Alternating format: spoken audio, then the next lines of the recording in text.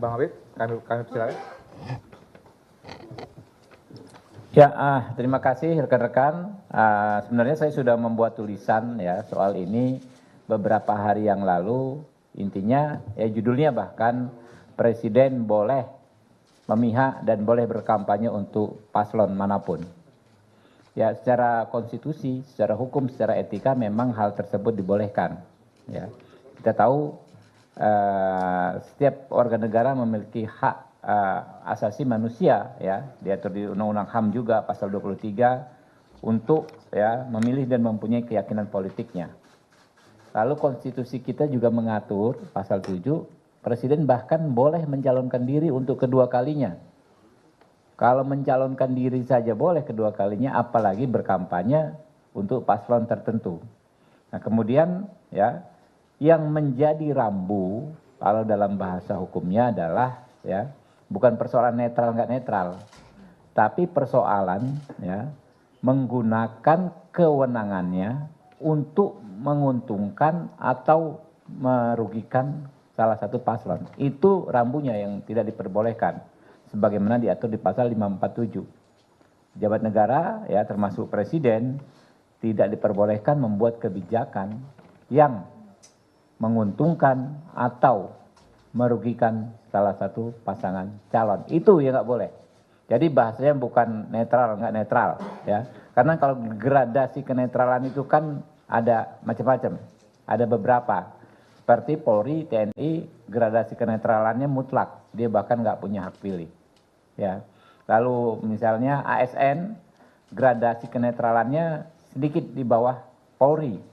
Dia nggak punya hak pilih, ya Gubernur BI juga, tetapi dia juga nggak boleh ikut kampanye. Dia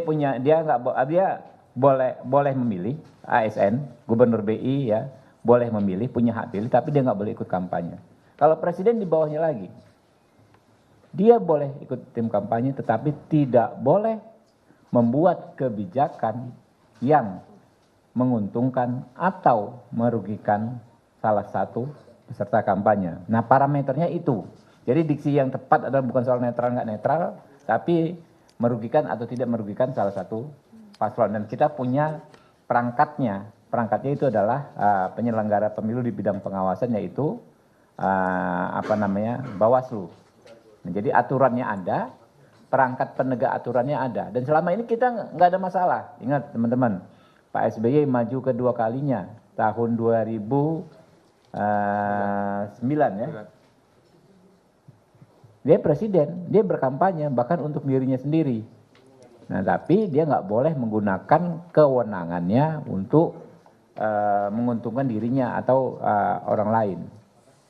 Begitu juga misalnya Ibu Mega waktu maju sebagai presiden incumbent, kan boleh dong. 2004 ya. Pak Jokowi ketika 2019 nggak masalah. Nah, praktek ini juga terjadi di Amerika Serikat yang sering kita jadikan rujukan untuk contoh dalam konteks penegakan demokrasi dan HAM. Misalnya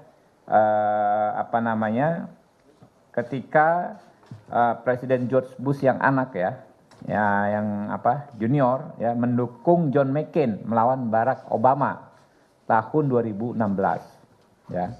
Kemudian ya Obama 8 tahun kemudian tahun 2008 mendukung Hillary Clinton, berkampanye untuk Hillary Clinton ketika melawan Donald Trump. Saya ingat yang Donald Trump menang itu kan.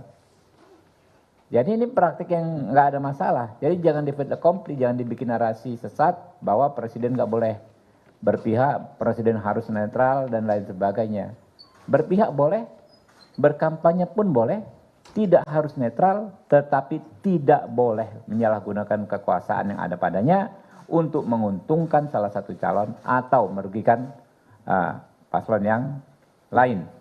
Nah, nanti ada aturan yang lebih detail lagi, misalnya kan di Undang-Undang Pemilu ya, nanti disampaikan oleh Pak Fritz. Silakan Pak Fritz. Ya, baik teman-teman, terima kasih Bang Habib. Teman-teman sekalian, kembali untuk mengingatkan bahwa original intent dan juga Undang-Undang Pemilu kita, Undang-Undang 7 tahun 2017 memperbolehkan presiden untuk ikut kampanye. Itu diatur di dalam pasal 281 Undang-Undang pemilu. Artinya adalah undang-undang yang dibuat oleh para partai politik telah memberikan hak kepada presiden untuk bagaimana untuk ikut serta dalam proses kampanye. Apakah kemudian hak tersebut dipakai atau tidak, itu diatur dalam pasal 299 bahwa hak tersebut dapat dipergunakan oleh presiden. Jadi kita harus duduk dulu dalam satu posisi bahwa presiden dapat kampanye. Mau atau tidak itu tergantung kepada kebijakan daripada presiden. Kemudian bagaimana tata cara untuk melaksanakan kampanye tersebut, pembatasannya itu ada di pasal 300 dan pasal 304 daripada Undang-Undang Pemilu.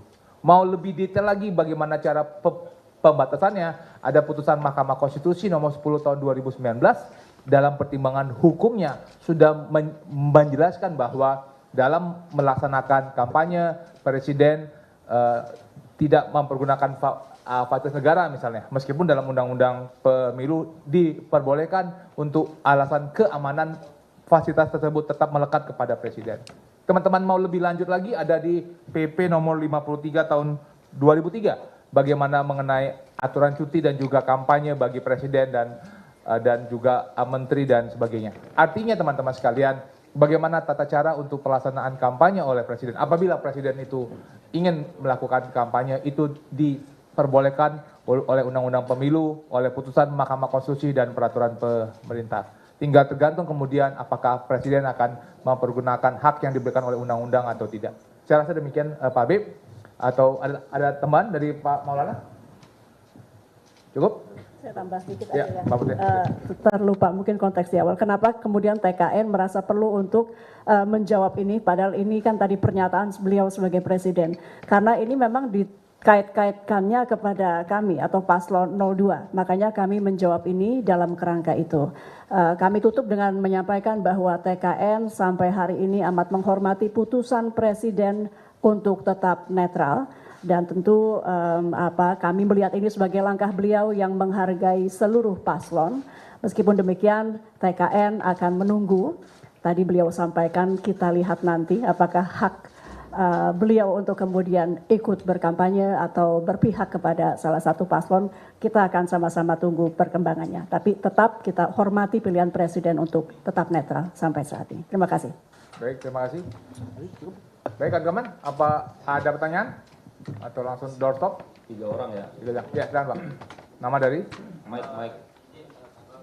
Tartar Mike. Nih mas pakai mic.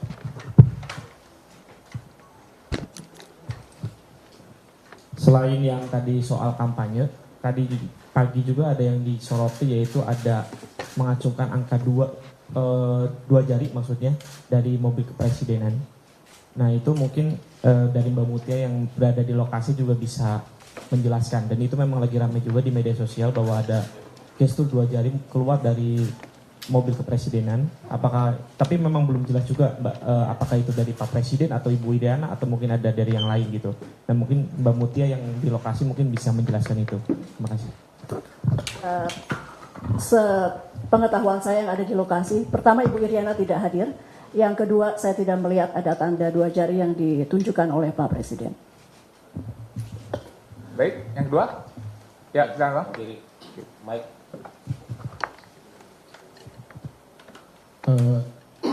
Salam kenal, saya Novel dari cnnindonesia.com. Tadi kan juga disebutkan kalau TKN sampai hari ini menghormati ya sikap presiden untuk netral di 2024. Tadi Bang Habib juga sempat singgung soal keberpihakan Barack Obama dulu ke Hillary Clinton di pemilu 2016. Pada saat itu kalau kita ingat kembali timelinenya, Barack Obama itu pada saat kampanye mengkampanyekan Hillary Clinton di 2 November 2016 atau seminggu sebelum pencoblosan, itu yang digaungkan juga adalah soal keberlanjutan pada saat itu, dimana dia nggak yakin kalau Trump yang memimpin maka kepemimpinannya itu nanti apa yang sudah legasi dia tidak dilanjutkan. Nah kalau ini kan ada narasi-narasi yang mungkin sebetulnya sedikit mirip ya dengan narasi keberlanjutan dan lain-lain. Tadi Bu Mutia juga udah nyinggung, kita lihat nanti soal sikap presiden. Nah kalau dari TKN sendiri sebetulnya mengharapkan apakah presiden nantinya akan tetap netral atau mungkin turut berkampanye juga terbuka mungkin seperti Barack Obama dulu ke Hillary Clinton pada saat 2016. Mungkin itu dari saya, terima kasih.